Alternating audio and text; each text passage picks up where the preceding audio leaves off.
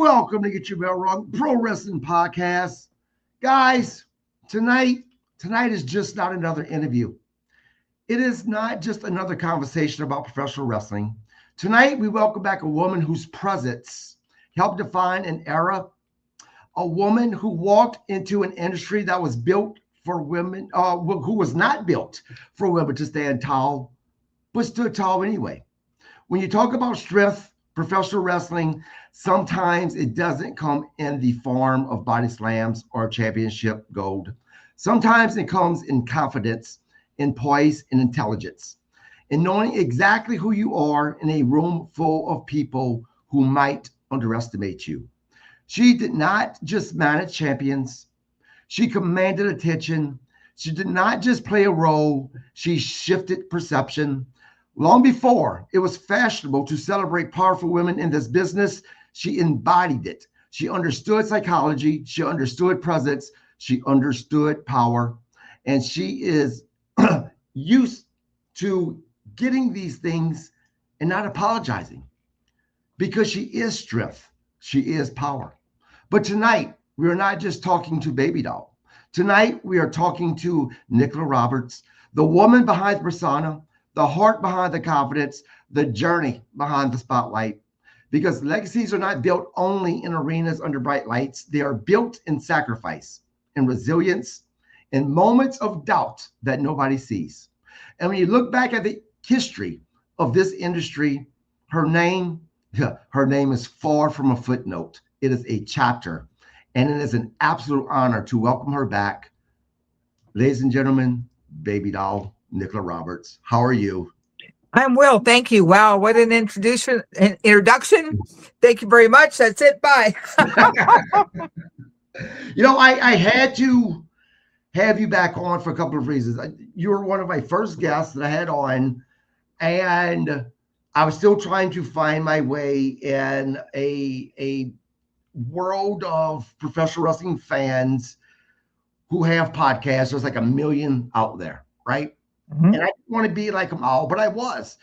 And I met you in person last year in Fan Fest. And although you remember me some, I could tell that you're like, because you're on so many podcasts. And I'm like, that motivated me to find what this podcast is supposed to be about, to be different. Because the next time I run into Baby Doll in person, I absolutely want to be KG. How are you? Instead of, you know what I'm saying? And that's a good thing because, again, that was the motivation that I needed to in my own way. Kind of like what you did in the industry. You found your own way. The last time you were here, we talked about the moments in the history. Tonight, I want to go further and I want to go deeper. I want to talk about the woman behind it all. So I guess the first question I have for you is, when you hear the name Baby Doll today, do you feel pride? Do you feel nostalgia? Do you feel distant? Do you feel something else entirely? When when someone calls me Baby Doll, it's always a compliment.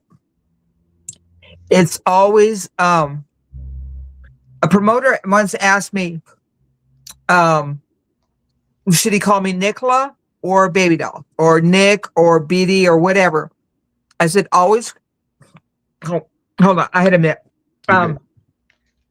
Cannot shuffle that and talk at the same time. Anyway, cannot call me Nickla because Nickla didn't make any money. Baby Doll, on the other hand, has made some major money. So always call me Baby Doll. It's always a compliment. BD is good. I absolutely love it. I like people remembering me. I like seeing the look on their face whenever they realize like who I am and where they remember me from, and like sitting on the couch with the grandparents. I am very proud to be Baby Doll. There's no one else like me. There's no one else that had my history. There's no one else that has walked with as many champions as I have. Yeah, I'm one of a kind. I am the perfect 10. I always will be the perfect 10. And you said something interesting. You said Nickla didn't make any money. Mm-mm. Yeah. So you want to be, called baby doll. So here's that question though for that. You've been baby doll for many years now in the Like 40 industry. years. 40 years, right? And at first, maybe started as your character, but has it become who you are? Has Nickla kind of disappeared now? Oh, no, no, no, no. No. I still, like whenever you called me, because we didn't have the Right. times right on that, Right. I had just come in from like feeding and watering chickens and making French toast sticks for an 11-year-old. No, I'm Nickla 99.9% of the time. And once in a while, I get to be baby doll and get to do the hair and makeup and talk wrestling, but it's not as often as what it was before, but I take every chance that I can get. Is it kind of like a vacation, being able to step into the shoes of baby doll? Oh, no, it's work. See, that's my husband thinks it's a vacation, like doing trips and stuff. But Right. for me, the anxiety and being, because I want that little glimmer. I want people like, wow, she still looks good. Mm-hmm. I don't want going, oh, doll's not aging very well at all. I want that, the vanity part of me and being the girl and being like what Dusty wanted me to be. Right. I don't want to disappoint Tully. I don't want to disappoint Flair. I don't want to disappoint any of the men that I worked with. I don't want to disappoint my daughter with Right. Samantha Starr with NWA and doing appearance and go, oh, not quite there. I mean, it's different. I mean, Nickla goes to Walmart and shops and tends to her chickens and 4 cats and 2 dogs and 11-year-old and a wonderful husband and baby doll every once in a while. Really works to be what you guys want me to be. Right. And I know we briefly talked about this the first time you were here, but I will talk about it again a little bit. Who was Nickla Roberts before professional wrestling ever entered the picture? Which I know that's a hard question for you because of your dad. Professional wrestling has always been part of your family, part of your life. Right. So was there ever a Nickla before professional wrestling? I guess the question should be. Oh, yeah. I mean, I was like an athlete in high school. I did volleyball, soccer, track. Like my senior year in high school, I had like the letter jacket with all the medals. Whatever I wanted to do, I was really good at. So like in high school, I was like tried to be a really, really good athlete. I also worked for my dad on the weekends and did concessions and wrestling events and sold tickets and programs. And then I had several jobs after that. Like I worked at Brittany Restaurant there in Lubbock and was like employee of the year 2 years in a row. And, just whatever I've gone into, I've always tried to be more than expected, just, I like that ta-da moment. So, I was a college student. I had met a young man. His name was Anthony Raps. He's passed away, unfortunately. He was like my first boyfriend and taught me how to ski. And we were going to New Mexico and Colorado and skiing and just having a good time. And I thought, if I was an EMT, then I could be a paramedic and then I could do the ski patrol during the winter time and then fish and hike and stuff during the summertime. And that would be a great life. And so I was actually going to school for that before I got into wrestling, before I had the chance to go with Gino. But I was going to be a Pamela Anderson on skis before Pamela Anderson wore the red bikini. I really was. That was my thought process. Evan Ginsberg says, he's been attending wrestling since 74, and the greatest wrestling he ever saw live was NWA Crockett in the late 1980s. Tully Blanchard was an all-time heel, and Dusty Rhodes versus Tully, a great feud. Baby Doll was tremendous and added so much to it all. Thank you, Evan, for being with us. You talk about was going to be an EMT if you didn't get into professional wrestling, and the fishing and being the outdoorsy person, which I know you love. You have chickens and stuff like that. Has there ever been a point in time in your life that as much as you love professional wrestling, you love Baby Doll, that you've been like, man, I really wish I would have pursued that other world of the EMT because of all the traveling that I had to do, because maybe I missed out on some of the other things that I loved. Never, not once. If I changed my life for any little bit, it would change possibly having my daughters with Mike and Michaela. That I can't imagine my life without my children. So everything works out. Everything from where we're at right now, it's all the decisions that I made are why I'm right here where I'm at right now. And I'm happy with where I'm at right now. So my daughters are doing well. My youngest is with NWA and has a really good shoot job. My oldest is down in Fayetteville and is gardening and has a good boyfriend, and just Kyle and his family, and just life's good. So I can't say, well, wonder if, Right. when right now is more than I could ever want. What part of yourself did professional wrestling strengthen? And the opposite is, did professional wrestling cost you anything? I'm not even going to bring it. The amount of money that I spent just having fun. I mean, I didn't save anything. I mean, because when you look at it, I was in there for 2 years with Crockett. I worked a couple of months with World Class, so that's really not any time to really save anything or put anything back. And then whenever I was with Crockett, that was 85, part of 86. And then I was with Zabisco for a very short time, in 87, 88, something like that. So probably total of 2 years. I can't, except for spending ridiculous amounts of money just to spend ridiculous amounts of money. That's the only thing. And I have no regret on that. Shoot, I was like 24, 25, 26 years old. I married the man that I married Sam. I loved him dearly. I had 2 children. Things didn't work out with that, but it didn't hamper what I had later on with my daughters.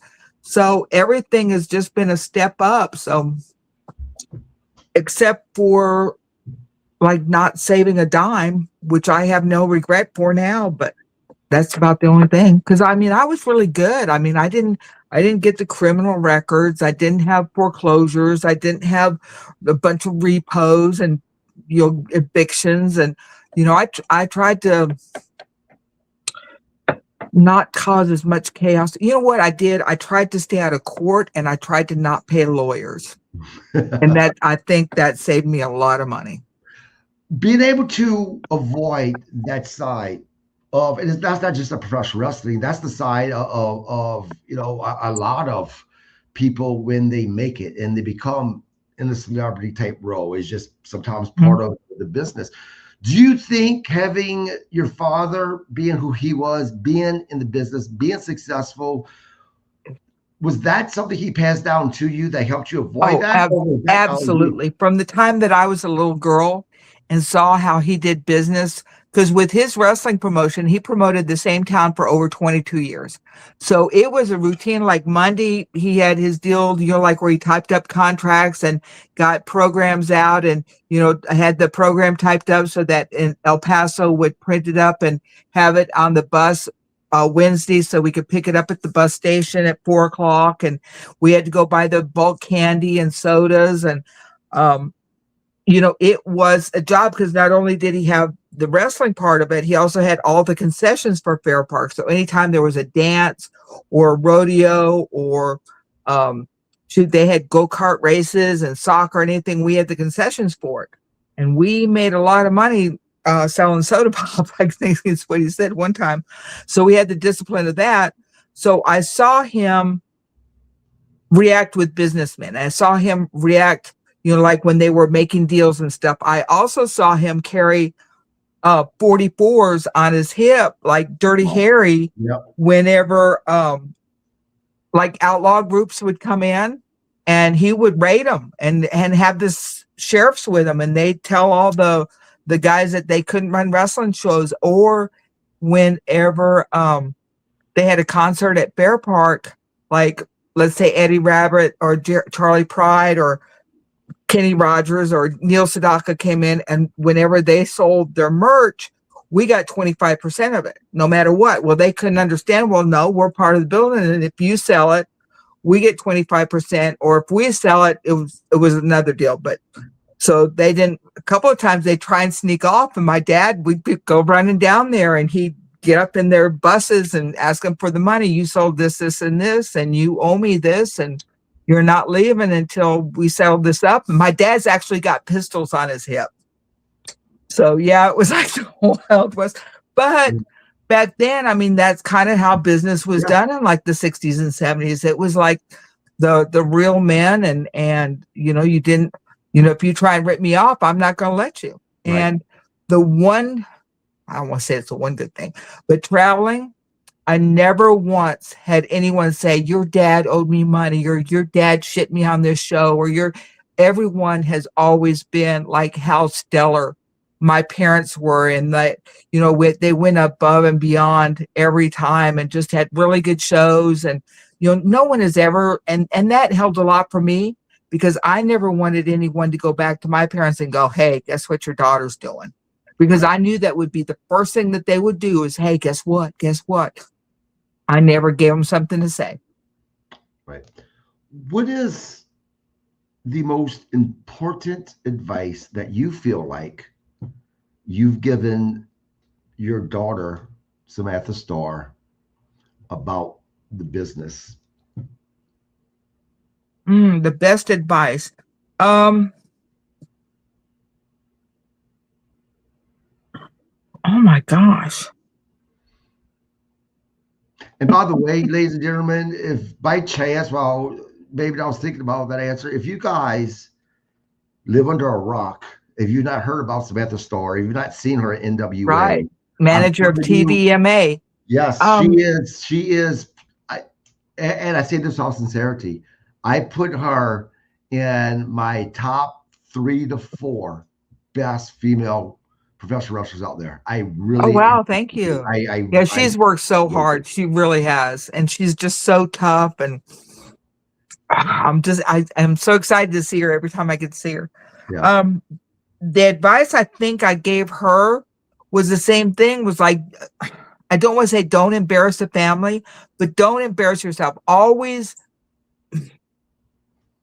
don't be afraid to say no. Right.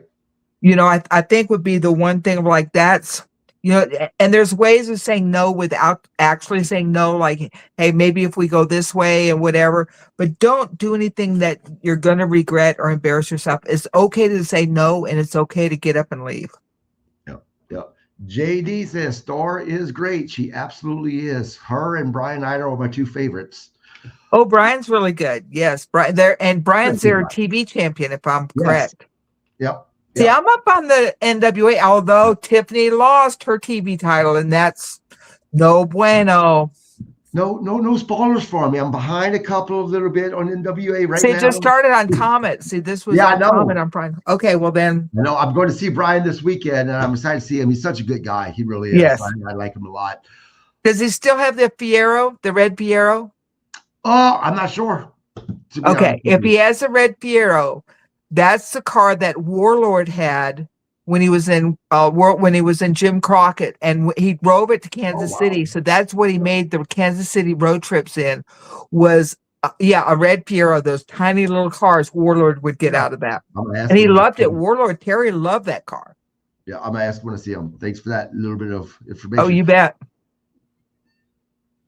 And see, Warlord's down there in Florida. So if you and Terry, or you and Brian run into Terry, you can ask him about it. Oh, a Warlord would pop over that. Oh my gosh, you've got Yeah, I'm going to. I have it circled for stuff. Yeah, I'm hoping. I think he's supposed to be a fan fest actually. Okay. So I'm hoping to see him. Look, I know Baby Doll, Nickla Roberts, the same person, but in many ways, 2 different people, as much as they are the same person. So let me ask you this: have you learned more from Baby Doll, or have you learned more about yourself from Nickla? Oh, from Nickla. Yeah. Baby Doll is just Maybe I'll make some big mistakes. I'll tell you what. But see, but that's what, that's kind of the 180 of what I really am. So I think if Nickla wasn't as grounded as what I am, then Baby Doll would have been a lot worse. But I think because I'm like two totally different entities, yeah, I think it works. Being the heel in professional wrestling today is much different than being the heels back in your era of professional wrestling. At times being a heel could actually, you get a lot of verbal abuse from fans. Mhm. Has there been a time that it started to take an emotional toll on you from fans kind of crossing the line when it comes to not, even though you're doing your job, Oh. you got the heat, but at the same time, you're still human? I think comments like promos against me hurt me more than Right. what the crowd said, because that was kind of personal, because I knew them, like when Cornette and Dusty and all them like did promos, it was almost, it's not a shoot, but it's a shoot against Baby Doll, but it's not a shoot against me. Right. So it's hard not to take, and especially I was 23, 24. That's a very vulnerable, Right. and I want to be good, and I want to be pretty, and I want to make everybody happy, and I want to get heat, but I don't want to get heat with the boys. And I want to have pretty hair, but I can't have better hair than Flair, and I can't do promos better than Tully. So it was a lot of this. Was that a real thing? Like your hair couldn't be as prettier than Flair's? Is that a legit thing? Oh, no one told me that, but Right. yeah, I knew. Really? Seriously? You think that I could go in there and, yeah, my hair's better than yours today? No. Right. Oh. Right. Believe me, I knew my place. I know Tully protected you from our previous conversation. I know Dusty did as well. Yes. Besides those two, who else really protected you in the business? Oh, in the business? Jake did a lot in World Class. I think Jake was like one of the few whenever I was in World Class. Otherwise, I was kind of like on my own, just hoping for the best. I was only there for a couple of weeks, or really a couple of months. Jake helped me a lot. Then Tully, of course. I mean, Jake taught me how to be a heel, right? But Tully let me be a heel. And that was so fun, because with Tully and just standing behind him and his cocky and just talking, it was so easy. It was so fun. It was so fun. And then, of course, Dusty did. Dusty from the very start, just because Dusty knew I'd be money for him. Mm-hmm. And then with my size and being able to stand up to him, he could get a lot of heat with me. And that's how Dusty made a lot of money and had the best opponents to work with, is when his opponent had a lot of heat, like with Tully. It was a night off with Dusty. Now, if Tully wrestled Magnum, oh my gosh, he got beat up every night, that poor man. But, between Tully and Dusty and Jake, those three, I mean, how could you have a better trifecta than that? Was there a friendship in wrestling that meant more to you than maybe fans realized? Was there a friendship? Yep. Was there a particular person you were super close to that fans would be really surprised that you two actually belong in the business? Back then or now? Either.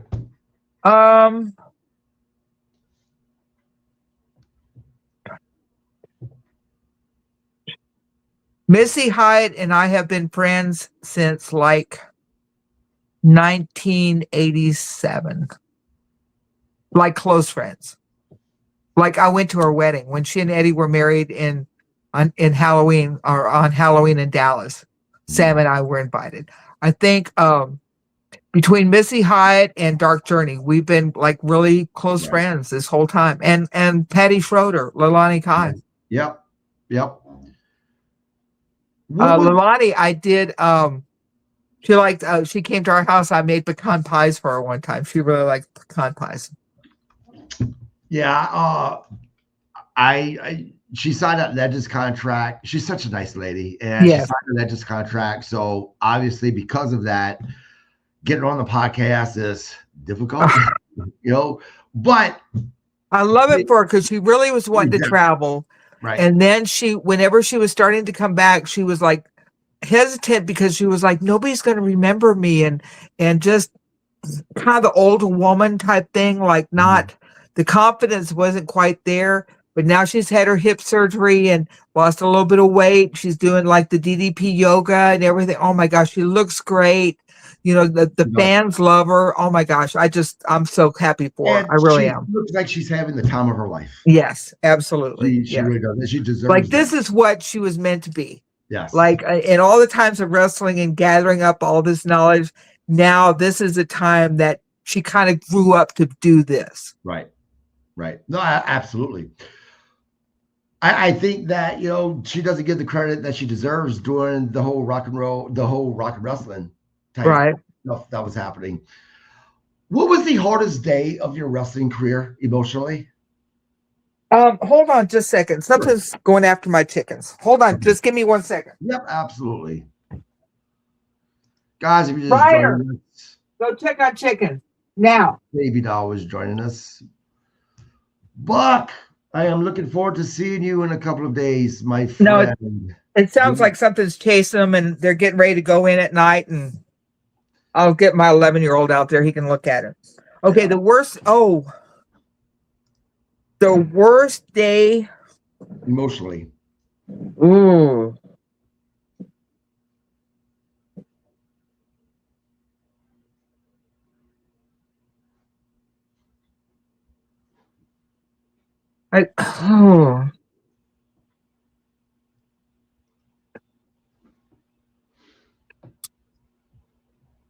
When we got the phone call about Magnum, that, yeah. I mean, I could try and make this, whenever I got fired, whenever I did this, because I remember being in Kansas City, and this was before cell phones and the whole thing, and everybody got phone calls. And we got the phone call that Magnum was in the really, really bad wreck. They didn't know how bad it was, but that they had to cut him out. And that was the worst one. But because it changed, of course it changed it for him, but I think it changed it for all of us. I think it really made us all realize like how short this was really going to be. Talk to me about that day, because as much of a star as Magnum TA already was, right? I don't think he even scratched the surface of the story that he was going to. You know what's crazy about that? He was 27 years old. Yeah. That is absolutely. I read that the other day, and I was just. Yep. I don't think I realized it until I saw it then, and I was just like, because 27 is just. Wow, so much stuff is starting. But then the one thing that I really admire about Magnum, and I'm sure he had bad days, I'm sure, he never, woe is me did, ever. There was no GoFundMes. There was no, hey, I need money. I'm not going to make it. I mean, he bought the big truck and he started going up and down the mountain, buying the land so that they could do the cable towers. Mm-hmm. And he used his celebrity to be able to get in and talk to people, people that would normally not even come to the gate. Here's Magnum TA, and yeah. And he became very successful at it. And then married Courtney and the whole thing. So Magnum is an inspiration out of all of this. I mean, it could have been the worst of the worst, but he always took every situation, just made it better. Yeah. And that's a lot to admire right there. Oh, absolutely. That situation that that he was involved with, an accident, he could have completely made decisions because of the woe was made and destroyed his life, but he didn't. Right. They said he'd never walk again, or never even move like from the neck down. And I remember, I can't remember if he told me or if it was an interview, and they wanted to put the big halo on him. And he was like, no, and he wouldn't do that. And he said he just remembered like pushing his head in the pillow. And he said at first he didn't feel anything. It was just like, it was so weird because he pushed as hard as he could and he couldn't feel.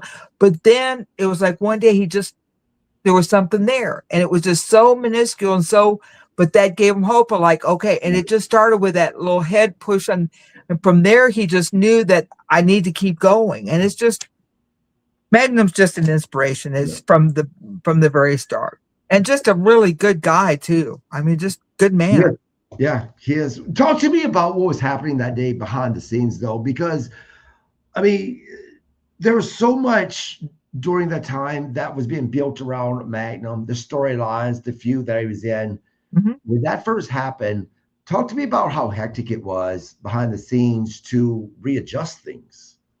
It was, well, see, Sam and I were in Kansas City, so we weren't part of the Charlotte, and seeing like with Crockett, having to, they closed down part of the wing of the hospital to sneak Flair in there so that Flair could come up and see Magnum. So, I mean, everything just kind of shut down for a while to get Magnum and figure out what they were going to do, and then go off with another direction, with I mean, here was a man that you were definitely going to make champion. You were molding him to be your champion, and now he would never be your champion.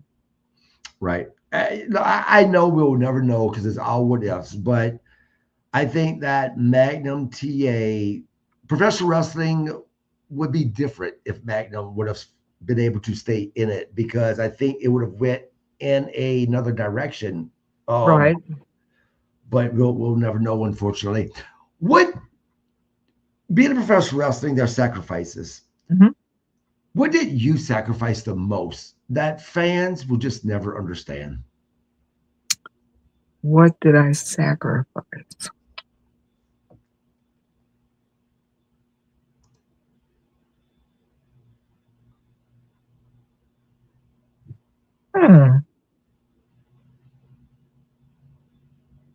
I don't know.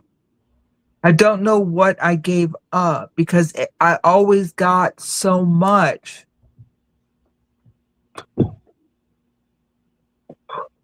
I think the only thing that I can kind of think of would be a sense of normalcy whenever I had my daughters. And then I just gotten out of wrestling. I was still somewhat stargazed and wanting to somehow get back into it, somewhere be recognized. With Sam leaving and then having two girls, and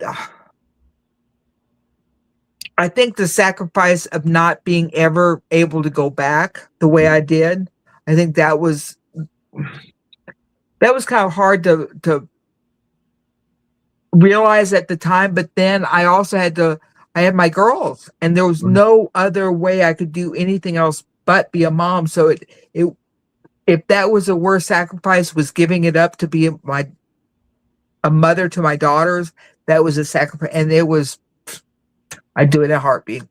Well, and so that was my next question. Stepping away, did you feel like you lost a piece of yourself, or is it opposite? You felt like you gained something because you were stepping away and you were a mom?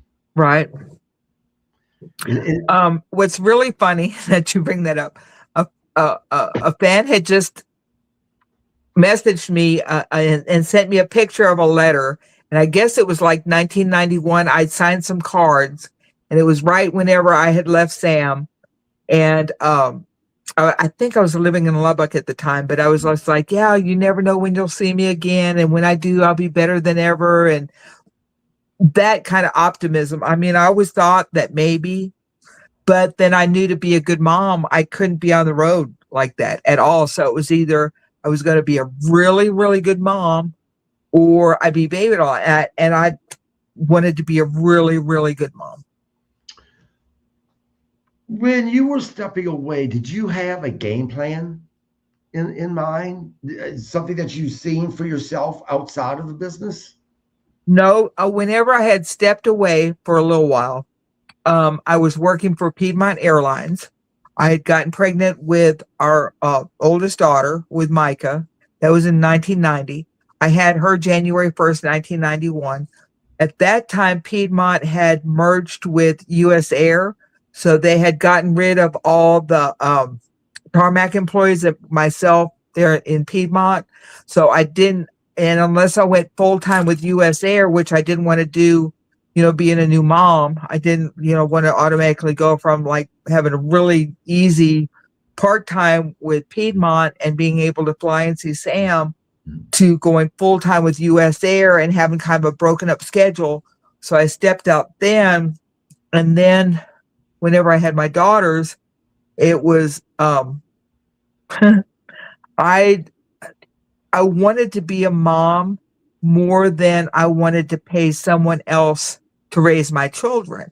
So while they were little, we lived on basically $600 a month. Wow. So that I could stay home with them because I couldn't figure out a way to work and make enough money to make it worthwhile to be away from home without everything going to pay for two children's daycare. I could not figure that out. So we basically lived on $600 a month for like 5 years. And it was the best time of my life. I've got so many pictures, and my girls were just so much fun. And I didn't have a plan. We did stuff every day, and we went to the library, and if we Blockbuster, it was fun, and it was very simple, and it was before cell phones, and we had little Game Boys and Nintendo. And I think our relationship is the way it is now because I taught them how to live on almost nothing and be happy. Right. And nobody can do that now. You've got to have all this other stuff going on. And, my daughter's got her own garden down there in Fayetteville and, going to, grow vegetables for the neighborhood and is so happy. And God, I can't be happier than that. That's great. Yeah, I'm very proud to be a Generation X, and because we were able to find happiness and fun and things that I don't think people could anymore today. No, they just don't have the imagination. I read a little meme the other day, and it was so funny. It was just like, wonder if 2K actually did crash all the computers. Where would we be at now? And how much happier would we be? And I'm like, the only thing that I really kind of like out of all the technology is with the cell phone with the cameras. Yeah. That is so convenient and that is so cool. That the meeting wherever they decided to put the phone on the camera, because you have to remember, like the little Nokias. I was working for AT&T at the time, and the star pound 639 pound. When you have to program it, and Snake was like the fancy part of your phone. Mm-hmm. And then it came out with a camera. Oh my gosh, that was like the trip to the moon on my lifetime, I think. When you first got out of the business, what was the thing that you missed most about it? Was it the fans, the boos or the cheers? Was it the traveling? Was it being with the boys? Weekly checks. And travel. I really like to travel. And being in Lubbock, Texas wasn't my first choice, but it turned out to be the best choice overall. Mm-hmm. I think like the money at first was rough, but then you get over it. Do you think if you had gotten an offer from WWF back then, WWE, during the time, which I think is probably one of the most horrible times for women in professional wrestling, and that's when everything was just, women were just sexualized. It wasn't about them being athletes. It was not about them being sexualized. Right. Do you think you would have had the mentality to be able to put up with that? Oh no, that's why they didn't call me. Yeah. Because even at that time, I didn't have, and see, I love wrestling. I've watched wrestling since I was a little girl. When we traveled, whenever I was little, I would get wherever we were going. I would get the TV guide to see if we were going to be in town whenever wrestling was on, and circle it so I could watch their wrestling show. I It is what it is, and the girls did what they did, and they made a lot of money, and they looked absolutely great doing it. That was not for me. I didn't have the body for it. I didn't have the mentality for it. It wasn't for me, but I'm not going to say it wasn't for everybody, because man, people made a lot of money. Between China and Marlena and Sable and Sunny, and the list goes on and on. I mean, I just saw, oh my gosh, Dawn Marie. Oh my gosh, she looks great. And Francine, oh my gosh, look at what Francine did. So what we all did, we started out with Sunshine, and then there was me, and then there was like Elizabeth and Missy Hyatt, and it just kept getting bigger and better. And it's supposed to change. It can't stay the same. Right. Yeah, you're right. I think today the women professional wrestling, as far as modern era, right, is probably one of the best it's been for women professional wrestling, just because they are now treated as they should be, as the athletes that they are. There's some really, really good athletes. Yeah. There are. Now, it's different because they have to put up with social media, and we didn't have social media. We just had heat of the building right then. So their heat is totally different than what ours was. Right. And I can see where it's mentally could be really harsh. And people say, "Oh, it's just words." No, some of that crap can hurt. It really can. Yeah, because people aren't just saying things out. It is the way I take it, and this is what aggravates me. People aren't saying it just, haha, I'm giving a heel a hard time because that's what, as a family's supposed to. No, they are attacking. And I think there's a lot of words they're saying that they truly mean. And I'm like, what the hell? What the hell? It aggravates me.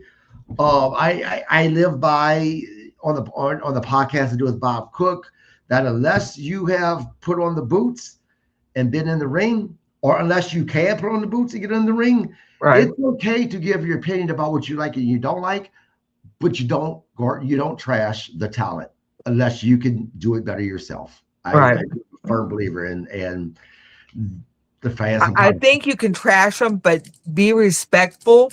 Right. And be pertinent. Like if you're really like, I don't like your shit because of this, then have it mean something rather than just saying it just to say it. I mean, if you're actually going to get heat on something, then bring it on, but not just because you think you're being snarky and ha ha ha ha, Right. Well, and speaking of today's professional wrestlers, the women, what is one thing that you would love for today's athletes in the women's division to take from you that you may have struggled with to help them? Don't take it personal. If you're getting that check weekly, you're successful. Don't worry about it. If you're getting attention, that's what you're supposed to do, and just get the right attention. And I feel like I already know the answer that you're gonna give me with this one. Do you feel properly credited for your role in shaping women's presence in wrestling today?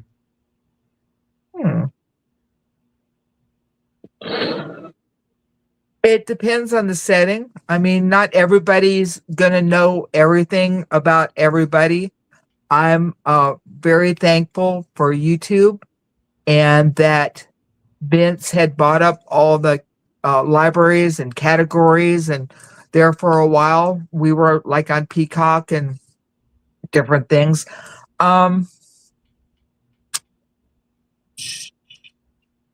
Yeah, I'm good with it. I'm good because you know what? The right people know. You know, the right. Not everybody knows, but the right people know. And I knew that's exactly what you were going to say, because you're such a humble person. If someone was asking me that about you, I'd say hell F no. Because in my eyes, you in a way, and I'm not downplaying anything she did because I love China. China was a path changer. Mhm. She was. But you were the China before China. You were a lot of the that person before a lot of these other people. Right. And people like you, Missy Hyatt, I don't think you get the credit that you deserve because you, especially you and Missy Hyatt, changed the business for women in many, many ways. You really did. You know what I would like to see is more action figures of like the girls from World Class, like to do a 4 set, like with Sunshine, Dark Journey, Missy Hyatt, myself. I think that would be really cool. Yeah, it would be. And I'll give you a great example. I know Hot Stuff Eddie Gilbert was Eddie Gilbert before Missy Hyatt, right? But Right. in my mind, I don't ever remember a Hot Stuff Eddie Gilbert without a Missy Hyatt. Right. And that's what I'm talking about. That people like Missy Hyatt, like yourself, just don't get the credit you deserve because a lot of the success, especially the heels, in my opinion.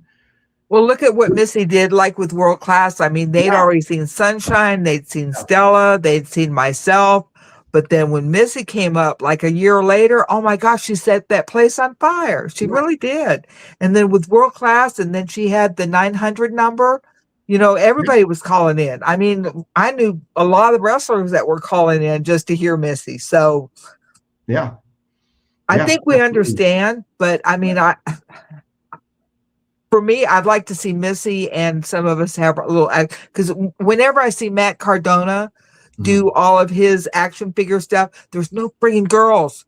Where are all Yeah, the girls? You've got 8,000 Rocks, you've got 8,000 Hardy Boys, you've got 8,000 Steve Austins. You don't have any girls. Just saying. you Your need to boys, call. you should have little girls in there too. Just saying. You should call somebody. Baby doll would make a great action figure. Just saying. Absolutely. You should get a hold of Simbodi Hmm. because Simbodi makes action figures, and I bet he would. Absolutely. I'm just saying, I mean, to me, I mean, I think there's a market there because there isn't a market there right now. Oh, And you I don't agree have with any you. girls that you don't really have the girl managers and the girl valets and stuff that are kind of missing. Yeah. Just What, saying. let's talk And, about and some of us still look good and we can go out and promote your products too. 100%. 100%.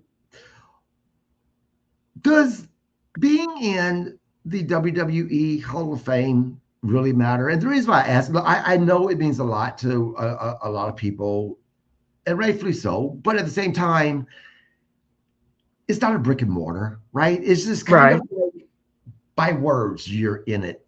Does that right. matter to you, or no? What matters to me more is people recognizing what I did for the business. I would be lying to say that I wouldn't want to get the call from Triple H or Stephanie or TKO or whoever is going to make the phone call or even get the email. I mean, I would absolutely be lying to say that I wouldn't. You know what I'm saying? Right.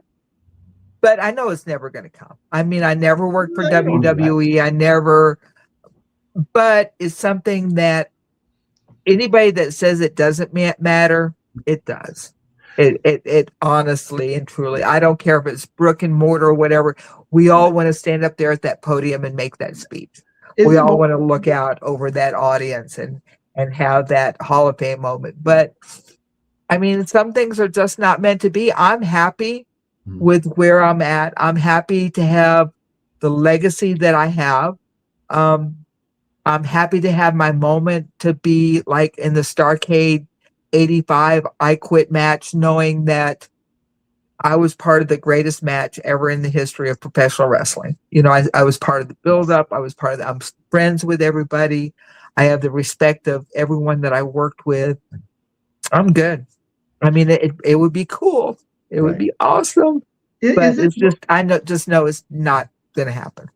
is it being in that Hall of Fame? Is it more about being recognized by your peers? Is that part of it? It's recognized by everybody because I know a couple of the guys that have got the Hall of Fame rings. Right. Not only do they like wearing the ring, they like letting the fans wear the ring. They like they like all of it. So it's as much for the fans as it is for us. It really is. What does legacy mean to you now compared to maybe the thought of having a legacy? What that meant to you back when you first started? Oh, there was no.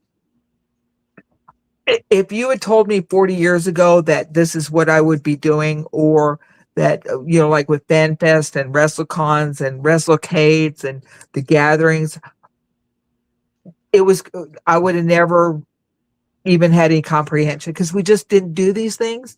I was in it such a short amount of time. I am so humbled. And believe me, my daughters hear it all the time whenever people have like autographs or something that I did from back in the day. No, I had no idea. No clue. No clue. And I'm humbled. I'm glad that we still are. I'm glad you guys remember me. I'm glad I get to do these podcasts. I'm glad I get to talk wrestling every time, a couple of times. It's good. I like it. Let's talk about Sam for a second. Do you think that being the daughter of legendary Baby Doll, the Perfect 10, do you think that's helped her more or has it hindered her more in the way that people have set a expectation on her it's not fair. And not because she can't reach that expectation, but because she shouldn't have to reach it because of who her mom is. Ooh, okay.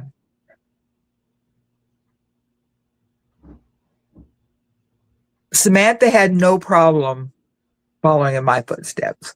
Samantha is very sweet. Samantha is very smart. She sold my merch for 5 or 6 years before even getting into stepping foot into a ring. She kind of knew what was going on along with that. So I think she likes walking into the dressing room and knowing that Baby Doll's her mom, because she says she knows that her mom could beat up anybody. And her mom has a reputation of being a literal badass. Right. So it's, you mess with me, I can call my mom. So I like that a lot. I think she's had no problem filling my boots or Sam's either. So she's done really well. As a parent, how I'm a parent, I want nothing but the best for my daughter. As a parent, NWA is great. Is absolutely wonderful. NWA has such deep-rooted history, but the big ones that most wrestlers achieve to get to, right, is your WWE. Being the state that WWE is in today, not saying that's in a bad state, but it's owned by TKO. Just it's so different. As a parent, do you want her to maybe get to WWE one day, or do you think that being NWA it benefits her more because there's more history there than what WWE is now? I think whatever she wants to do to take herself to the next level, that needs to be open for her. I think it was kind of funny. I don't know. She might get upset with me. She messaged me today about like WWE had signed a girl and called her Micah, which is my oldest daughter's name is Micah. And she says, what's funny is there's not a Michaela. And I said, well, they're saving that spot for you. And so you never know. Right. You never know. It's always open because you always want what's next and what's best and what's going to take them to the next level. And, she loves this business as much as anybody. And she has really sacrificed and moved and traveled and done shows and worked with people and put people over. And it's just a matter of time before she's in the right place at the right time. And she gets that really super, super good push. And there's not, NWA is so good. And Billy Corgan has this vision, and he's really, for as busy as he is and as much as he's doing, he puts so much into the NWA, and you can see the passion there. And I think that's why she likes the NWA, is because he shares her passion. Right. So I think it works out really I'll well. tell you what, if there was one person I was wrong about, was Billy Corgan, because when I found out he had bought NWA, I'm like, I'm being honest with you, I'm like, well, You didn't think it would last. Nope. You didn't think he would put any time because into I it. did not realize that he had the passion that he did. Exactly. He does. Right. It's a good thing. It really has. Has she talked to you about that desire to go to WWE? Has there a desire for AEW, TNA, or is she just focused on getting to WWE? Right now, because of her situation with NWA and managing TVMA and the spot that she's in, I think she's focused in on that. I mean, I know she knows what's going on with AEW and with WWE, and I guess like her Tiffany's tag team partner Noelle just got signed to NXT, so it's all moving and going. And then she's got like her shoot job at Fiserv, and she just got transferred. And oh my gosh, my Samantha's got 18 things going, and it's just amazing. Tell me a story, or has there ever been a fan interaction that brought you to tears because of their story?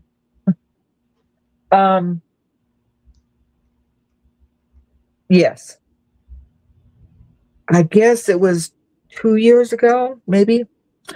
Boiling Springs, South Carolina. I had a little small place an hour from Charlotte. It's kind of one of those, I picked up a booking on the way home type thing. And the promoter's wife came up. And all I had to do was an appearance. It was just, I wasn't going to walk to the ring or anything. I was just going to sign some pictures, sign autographs, and go. The promoter's wife came up and was just like, do you mind seeing someone after you're through? I was like, okay. Well, Bobby came up, and Bobby could barely walk. Bobby was severely disabled. But to me, this is even today, I cried on the way home, and I still do, to think that what he went through to come to see me, and just to come see me.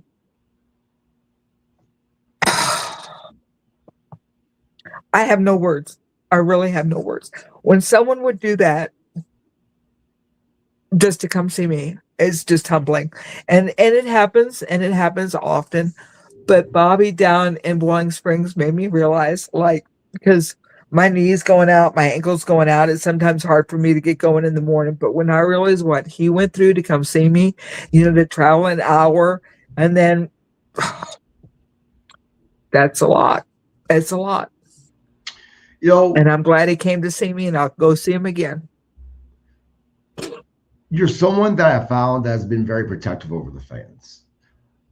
There's been lately the hoopla about what happened with WrestleMania, and a lot of the professional wrestlers complaining about a lot of the fans, and you've been there to defend those fans. Mm-hmm. Why is that? Where does that come? Where does that come from? What place in you does that come from? That I defend fans? Yeah, that for you to defend the fans like you do. Is it because of growing up with your father being? Because I saw what people, like that weekly coming to see us, and their money, and what. See, I don't think that people realize professional wrestling is one of the few forms of entertainment where you really have fan interaction. Not like a movie. It's not like a record album. It's not like a concert. It's not like NFL. You don't have that face-to-face weekly drama and pulling us in and becoming part of the family and part of the everyday. And I think that wrestlers kind of forget that sometimes. Like, we want people to believe us so much that We have to give it back to them. If you want to believe in me, I have to give back in you so that you keep believing in me. And for someone, I mean, I can understand after WrestleMania, you're tired, you're done. But if you're in the hotel lobby after WrestleMania, you might want to accept the fact that there might be fans that want to see you and that this is the only time. And yes, people are rude, but you don't have to like assault them. It's just like, hey, back away. I'll talk to you. And then all you have to do is just go up to the elevator and go up to your room and get out. I mean, no one knows how to walk through a crowd, I don't think anymore. I mean, if you're going through the airport and there's people there asking for autographs and you don't want to sign autographs, no, I can't, and keep walking. I got chastised by Dusty one time because I put my bag down and I signed, and he said, never do that. Never stop. He said, he told me, he said, never stop. So from then on, unless it was just in a setting where, like if I was getting a bag and I was there at the time, but you don't stop. And I think that, I think there needs to be more control. Mhm. And if you can't handle your fans, then you need security. Right. And don't chastise the fan because they want to be close to you. Oh my gosh, they've been invested in you for years, and here you are right in front of them, and they're not going to act sane. They're not going to act rational. Kind of understand where they're at, and JD, understand one day you're going to be in the hotel lobby, and no one's going to recognize you, and you might miss it. right. JD says, because you're great, Nickla. Jeff, thanks for joining me, man. He says, she is and was a true class act. I just wish that she would have worked up here in the NWA Central State Territory out of Kansas City with Bob Gago in the upper Midwest. Really didn't get to see much of her, but truly a class act. Thank you. Yeah, I was in Kansas City from September of 86 to about December of 86. And then Sam and I moved to Dallas, and he went to work with WWE. I guess that was WWF at the time. Yeah. A couple more questions for you then. Sure. I know you're a busy person. If someone writes the real story of Baby Doll someday, what chapter do you hope they get right? That they get right? Ooh. Well, I hope they get all of it right. But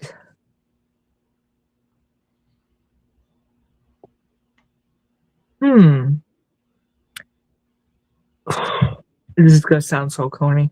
How much I absolutely loved being Baby Doll.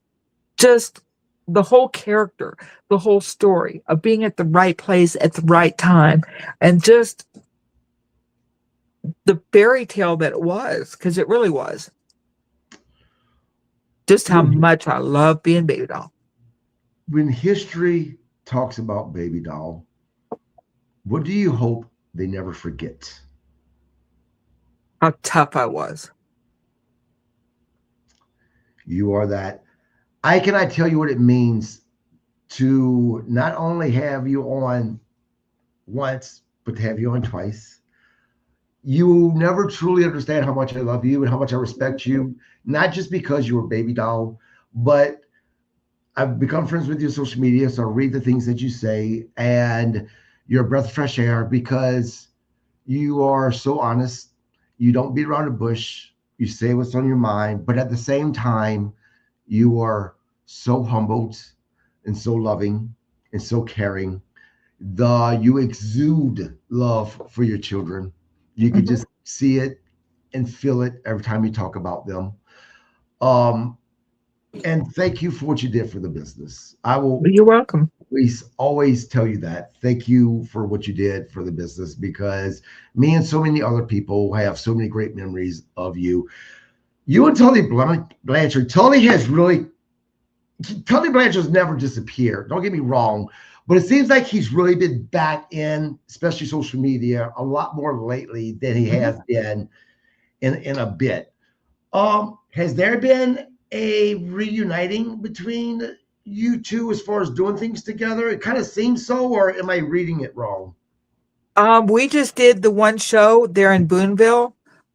He's recently married. He's also got kind of a social media director doing a lot of posts for him. I'd like to see Tully out a lot more. He did kind of step away a little bit. There, I think he was focusing more on the ministries there in Texas. But maybe now that he's married and has a beautiful wife, he'll be out more.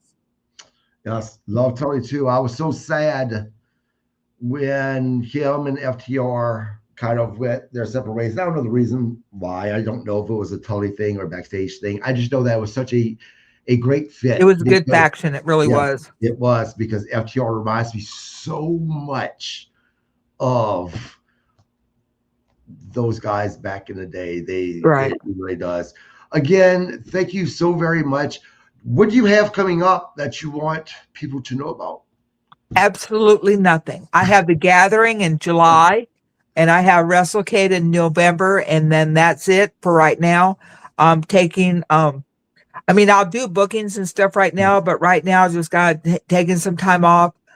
Raising my husband's 11-year-old grandson, so we're gonna have a really good summer, and I've already got tomato plants going, and we've got 30 chickens and 4 cats and 2 dogs. So I've kind of made it to where I can't leave, and that's fine with me. So I'm good, and I'll see everybody in Charlotte in July.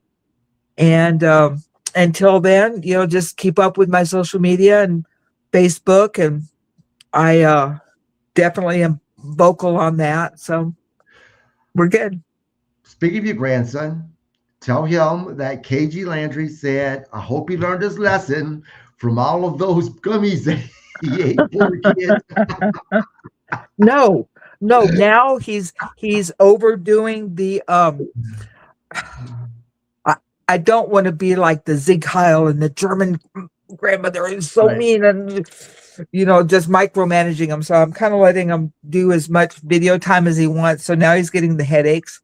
So it's like, you might want to cut back a little bit. So I'm trying to let him make his own mind up. And then it's not so much, I give him the information and then he can do with it what he wants. But I can't really down them because they were really good. And I did buy too many because it was right after Easter. And I think I spent like $20 on candy.